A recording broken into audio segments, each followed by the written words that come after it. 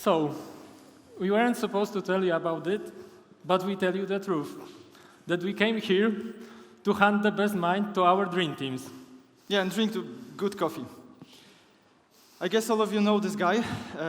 Almost 20 years ago, he just made this sentence: banking is necessary, but banks are not.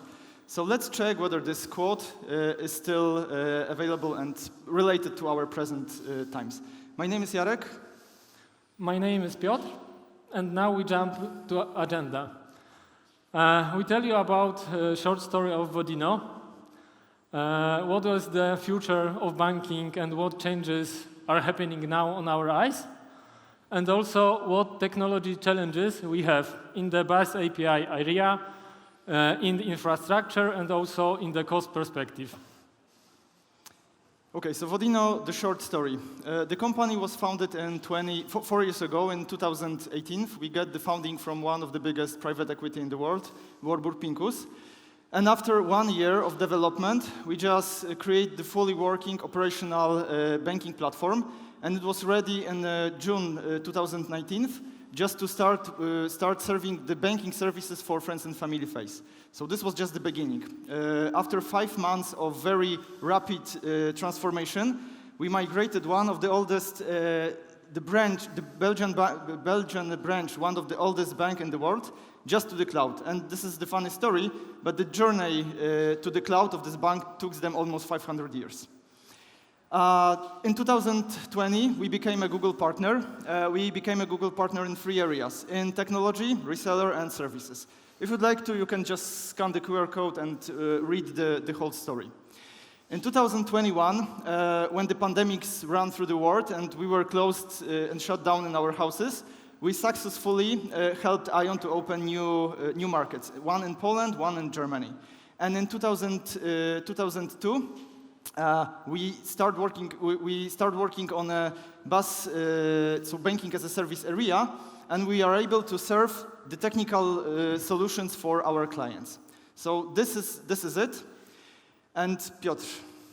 Okay, so now I can present you what disruptive change in banking area is happening now. In the past, if you want to open an account, take a loan, you must go to the bank, the branch of this bank, to do this.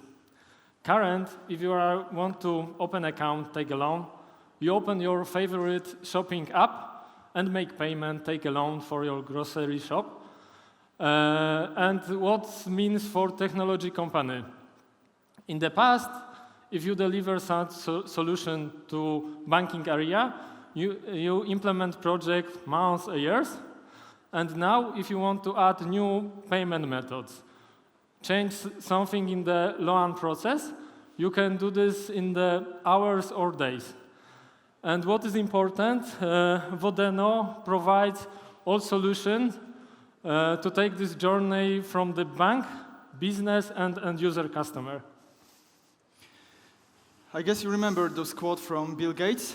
For this was a future. For us, it's just a current state. So let's see how it works in the market. You can see 4 examples of not banking applications, but they are embed the banking services in their apps. So starting from the left, Unit Plus is a company that are helping you to invest your money in ETF portfolios. And using those ETFs, wallets, you can also buy a donuts or just go to the coffee shop. Then Moneyflow. This is the application or business that helps other businesses with funding, like funding for income or funding for lending. Tricount is the application that allows you to split your bills across your friends when you just join the lovely dinner at the restaurant, and you are just using PSD2 interface to split the bills across each other. And the last one, Metro Financial Services. This is the application. I guess maybe you know Metro. Metro is one of the biggest wholesale reseller in the world, and they are offering their services for their SME clients. That means that they are offering the couple debit card, just helping HoReCa business, I mean hotels, restaurants, and catering, for paying for shopping in their shops. And what is important, all those 4 examples are just part of portfolio of our clients, technological clients of Bojdol. So what technological challenges we had during those 4 years of a journey? The first one, the bus APIs. As you can see, as Piotr mentioned, as probably you also know, we started with a bank. So we call it Ion Bank era, and we didn't have any external clients, external partners. That means that we didn't have to expose our APIs to external world. This was quite easy for us just to do the development internally. Right now, because we had to change, we need to provide well-documented, publicly available bus APIs. So this was the quite challenging thing, and we are offering right now. For us, what Piotr also said, integration with our bus APIs, it's quite important to be as easy as changing subscription in Netflix, and not that hard if you will go to the traditional bank and open the account in branch. Okay, now we jump to infrastructure. You can see on the slide how big our infrastructure is. Currently, we are running on our whole environment, 20,000 pods, 9,000 deployments, 60 plus Cloud SQL instance and VMs. So our infrastructure is not so small, maybe not so big. What is also important, currently our deployment are in 3 GCP regions, Belgium, Netherlands, and Frankfurt. Frankfurt is only needed for Kafka Zookeeper. And what is important, that we offer services current in 4 countries, Poland, Germany, Sweden, and Belgium. Next slide, please. And build a bank in the cloud is a challenge, but build the bank be compliant with regulator is more challenging. Currently, our platform must be compliant with European Banking Authority, and we prepare for you 3 bullets, 3 topics where we address these things. First of all, one of the requirements is that data center must be geographically separated. In case of Google regions, it means that we must be ready to outage of one GCP region. It means that we implemented our solution, we must think about this, how to replicate data between GCP regions on application layer, on database layer, storage layer, and we did it. And what is important, this is not only on the paper, because also the same regulator require that at least 1 year we should prove it, then we delivered it. And we do this.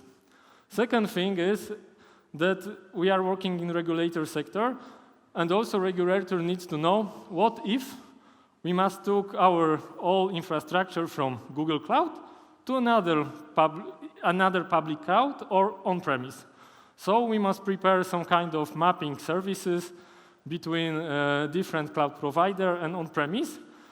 And doing this, we also thinking what will be if it will be necessary. And in our cases, we decided to build our monitoring, alerting, logging system based on Elastic Stack to have this opportunity to easily switch between GCP, another cloud provider on-premise. And the last one is networking. In GCP, it's quite too easy to achieve this, even easier than on-premise, because we use shared VPC, and in one host project, we manage all networking topics, firewalls, etc., and all services related with this network. And we have separated environment production and non-production, and this is really separated because in traditional world, nobody wants to pay the cost of 2 expensive firewall for production, non-production, and in cloud, in GCP, it's quite too easy to achieve this. And also, our main services for application layer GKE, we use private GKE. It means that nodes have private IP addresses, and also Cloud SQL we use in private mode. It means that nodes and instances are in the private network. So now let's go to costs. I know that talking about costs might be quite boring, especially for engineers. But at the end of the day, we are all of us are working in the businesses, and we need to think about costs and income, and we need to compare those two values. So I guess all the cloud providers will tell you that pay-as-you-go model is probably the best option for you. And probably it might be, but there are few things that you need to think of. The first one, do not rely only on cloud cost calculators. On the right-hand side, there is a Google Cloud Calculator, and you can see the cost for compute engine, for GKE. You can see there is one position and one standard too, and it costs around 54 euro per month. And probably this is the final cost that you will be thinking of. And this is not fully true, because on the bottom, you will see all those all the small positions that you will find on the billing. And sometimes for bigger environments, those simple positions like storage, like network, might cost you a lot. And usually, the people that are starting working with clouds just forget about those positions. The second thing, do not rely only on a cloud billing. Why? Because in our case, we implement the rule trust but check. What does it mean? We had a situation with Google that we had Cloud SQL instances. And in console, we saw the one type of disks under these instances, but we were charged for something different. So this was the mismatch. Of course, after the discussion with Google support, this was removed and replaced. But still, if we wouldn't check it, we're just paying for different types, and we will even get the worst services that we expected to have. So, and the last example, I guess very, very important. At the beginning of our journey, one of our data scientists wanted to use Google Maps APIs just to decode addresses from strings to geolocalization positions. And he used Places API just to decode it. And in documentation, he found that using one special endpoint is potentially free. So he executed this API for about hundreds of thousands addresses.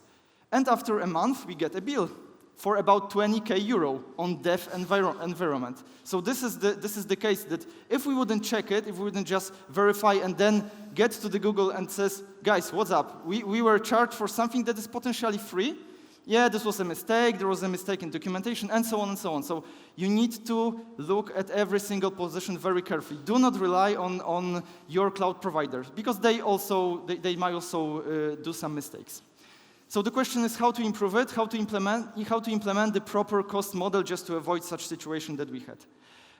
We suggest you to, based on our example, just to implement two cost models. The first one, on the left-hand side, we call it proactive, or bottom to top. That means that for every single application, build cost calculator.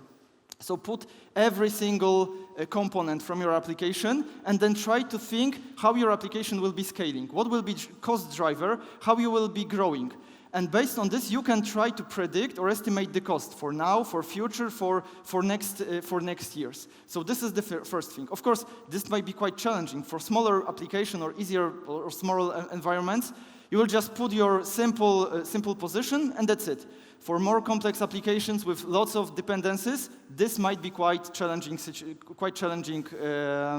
situation. The second thing, reactive. So when you will get the first billing, get the invoice, get every single position, and try to allocate those costs across your business units or even to applications. And then I'm the core banking owner, so my responsibility to keep this product as low as possible. So I need to know what is the cost calculator and what are the final costs. And I try to compare those two calculators. If the discrepancy between those two values are below 5% from our opinion, then we can say that calculator is working properly and we can estimate those costs.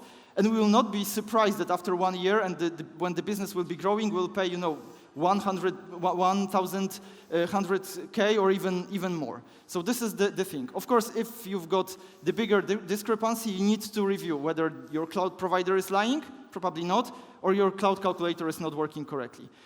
So these are the costs and the examples. And Piotr, if you can explain how we deal with cost cuttings. Okay. So we present with Jarek few examples how we can cut the cost and have some benefits implement this. First thing, you have production, non-production, dev environment. In easiest way is to save the money, turn machine type on non-production environment from normal one to preemptive or spot.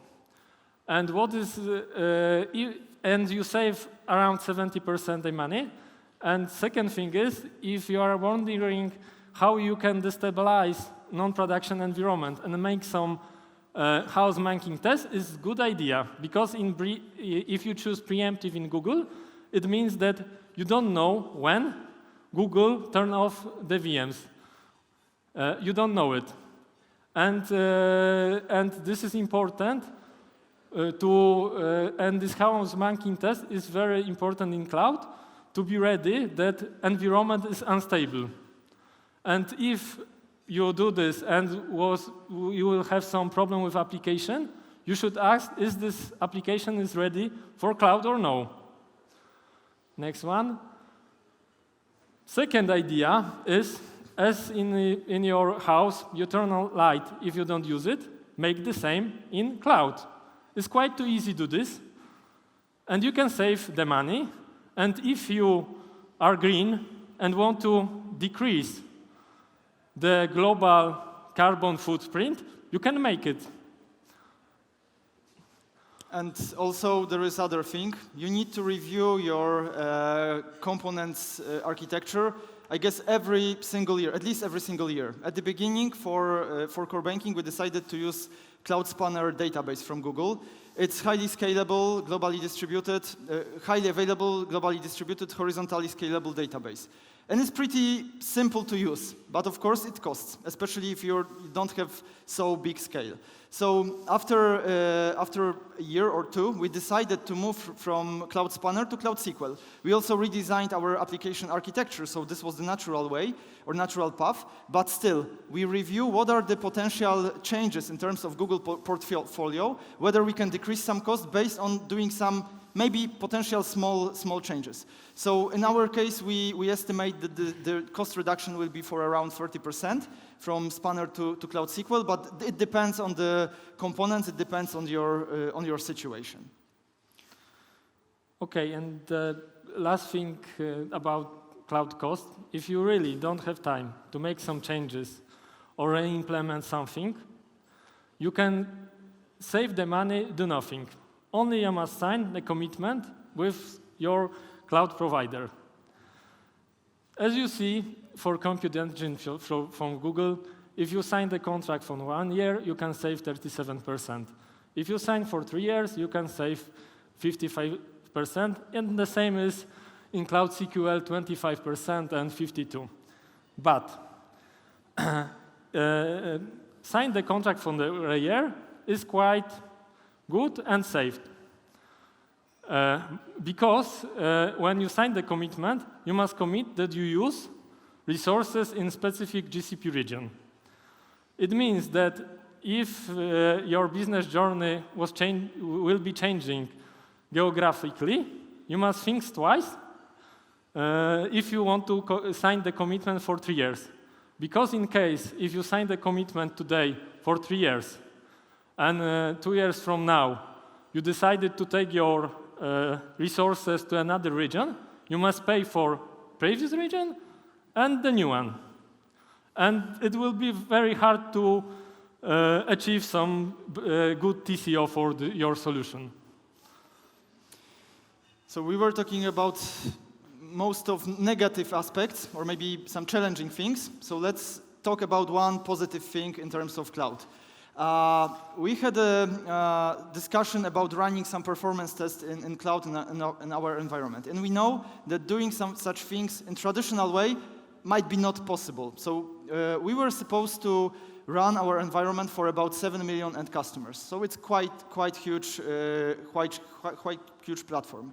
So in traditional way, in traditional data center on-prem, just spinning up such huge resources, sometimes it's not even possible because of many things. First of all, you don't have enough resources available in your data center, or even if someone would like to pay for this and you will order this, you will need to wait for delivery, installation, and so on and so on. In cloud, there are no such things. Of course, you need to discuss with your provider whether in your region or zone they've got enough resources. We had such a situation once in the past, but for not so big, even for the 7 million end customers, it's not so big volume. Your cloud provider should allow you, and you will just spin those resources and just run the test. So it's pretty easy. And once again, remember about costs, because there might be some small factors that you will forget. Run environment for 7 million customers, and you will be, you know what. Okay, so thank you very much for listening. You can reach us on LinkedIn and Twitter, and if you would like to chat with us directly, we will invite you to our booth. You can get this Stickers. You can get the stickers to get some nice gifts. So thank you very much. Grab your coffee and see you at the booth.